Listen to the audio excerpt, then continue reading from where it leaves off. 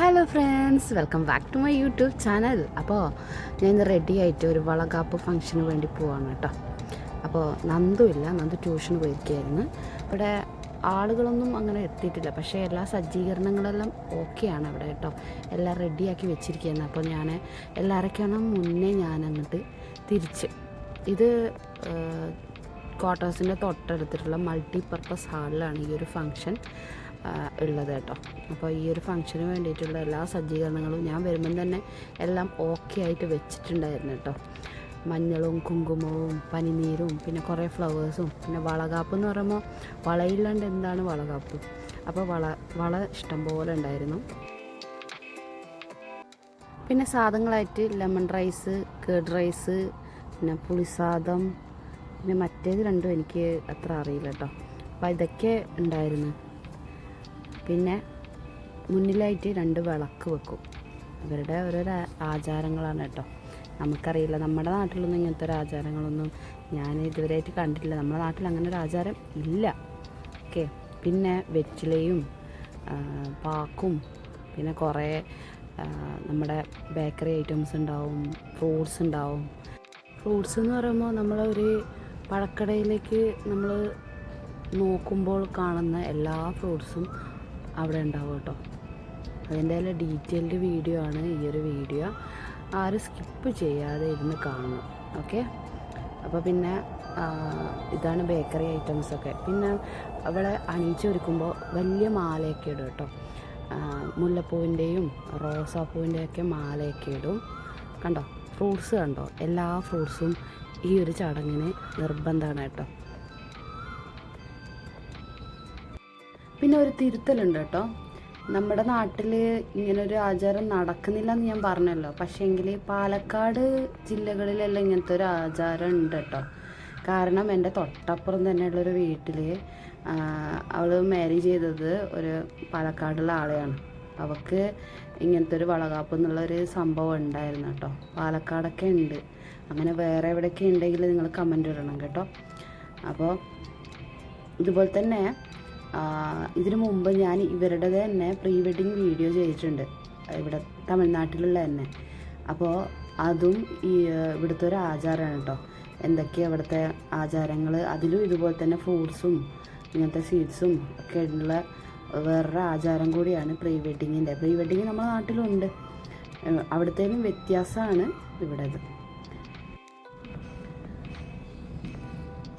പിന്നെ ഞാൻ രാവിലെ തന്നെ ഇങ്ങ് പോകുന്നെന്ന് പറഞ്ഞല്ലോ. അപ്പോൾ ആളുകളൊന്നും അങ്ങനെ എത്തിയിട്ടില്ലായിരുന്നു കേട്ടോ. എല്ലാവരും വരുന്നേ ഉണ്ടായിരുന്നുള്ളൂ. കുറേ ആൾക്കാരെല്ലാം എനിക്ക് അറിയുന്ന ആൾക്കാരാണ്. പിന്നെ അവരുടെ റിലേറ്റീവ്സ്, പിന്നെ അവരുടെ ഫ്രണ്ട്സ്, ഇവരൊക്കെ എല്ലാവരും കുറച്ച് ആൾക്കാർ വന്നായിരുന്നു കേട്ടോ. ഇവരുടെ വെഡ്ഡിങ്ങിന് എടുത്തിട്ടുള്ള ഒരു ഫോട്ടോയാണ് കേട്ടോ ഇത്. ഈ ഒരു വെഡ്ഡിങ് എനിക്ക് കൂടാൻ പറ്റിയിട്ടില്ല. ആ സമയത്ത് ഞാൻ എവിടെയോ ട്രിപ്പ് പോയായിരുന്നു കേട്ടോ. ആ സമയത്ത് എനിക്ക് ഈ ഒരു മാരേജിന് കൂടാൻ പറ്റിയിരുന്നില്ല.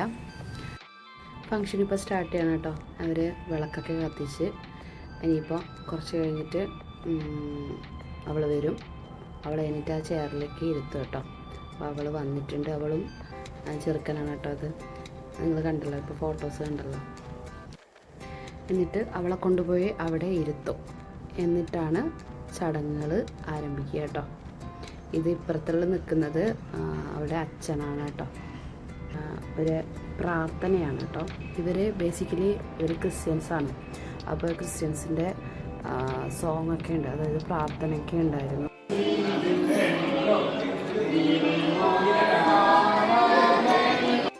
ഇനി നമുക്ക് ഇവിടുത്തെ ചടങ്ങിലേക്ക് പോകട്ടോ. അപ്പോൾ നമുക്കിതിനെപ്പറ്റി ഡീറ്റെയിൽഡ് ആയിട്ടുള്ള സംഭവങ്ങൾ ഞാൻ വിവരിച്ചു തരാം.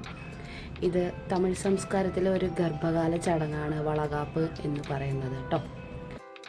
ഇതിന് നമ്മൾ ബേബി ഷവർ എന്നും പറയാറുണ്ട് കേട്ടോ. ഗർഭിണിയായ സ്ത്രീയെ അനുഗ്രഹിക്കാനും അമ്മയുടെയും കുഞ്ഞിൻ്റെയും സുരക്ഷിതമായ ജനനത്തിനും ആരോഗ്യത്തിനും വേണ്ടി പ്രാർത്ഥിക്കാനുമാണ് ഈ ഒരു ചടങ്ങ് നടത്തുന്നത് കേട്ടോ. സാധാരണയായിട്ട് 5, 7, 9 മാസങ്ങളിലാണ് ഈ ഒരു ചടങ്ങ് നടത്താറുള്ളത്. ഭർത്താവിൻ്റെ വീട്ടിൽ വെച്ചോ അല്ലെങ്കിൽ ഗർഭിണിയുടെ സ്വന്തം വീട്ടിൽ വെച്ചോ ആണ് ഇത് നടത്താറുള്ളത്. പക്ഷേ ഇപ്പോൾ എല്ലാവരും എന്താ പറയേണ്ടത്, പല ഓഡിറ്റോറിയം അങ്ങനെയുള്ള സ്ഥലങ്ങളിലെല്ലാം വെച്ച് ഇത് നടത്താറുണ്ട് കേട്ടോ. കേരളത്തിലെ പരമ്പരാഗത ആചാരങ്ങളിൽ പെട്ടതല്ലെങ്കിലും ഈ ഒരു ചടങ്ങ് ഇപ്പോഴും പലരും ആഘോഷമായിട്ട് നടത്താറുണ്ട് കേട്ടോ. ഗർഭിണീനെ ഒരു മണവാട്ടിയെ പോലെ അണിയിച്ചൊരുക്കിയിട്ട് സ്ത്രീകളുടെ നേതൃത്വത്തിൽ വിവിധ നിറങ്ങളിലുള്ള വളകൾ അണിയിക്കാറുണ്ട്.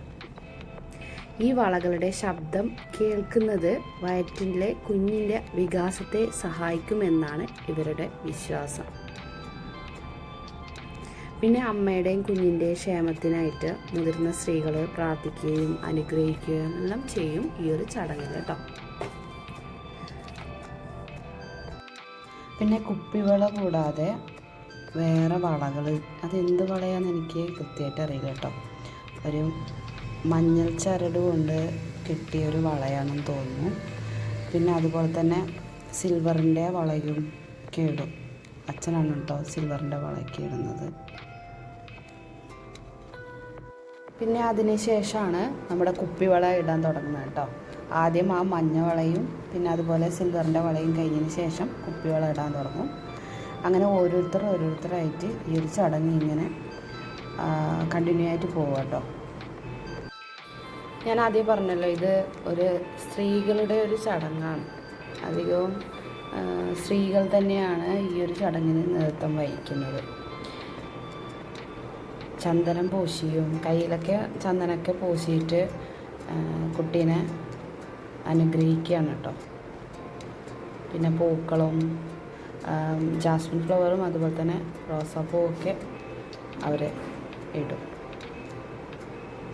പിന്നെ പനിനീര് തെളിച്ച് അതുപോലെ വളകളൊക്കെ ഇട്ട് ഇതൊക്കെ ഇങ്ങനെ കണ്ടിന്യൂ ആയിട്ട് ഓരോരുത്തരായിട്ട് ചെയ്ത് പോകും. അവസാനം കുട്ടിയുടെ കയ്യിൽ നിറയെ വളകളായിരിക്കും കേട്ടോ. അത് നിങ്ങൾ കാണാൻ പോകുന്നേ ഉള്ളൂ. നിറയെ വളകളുണ്ടാവും അവളുടെ കയ്യിൽ.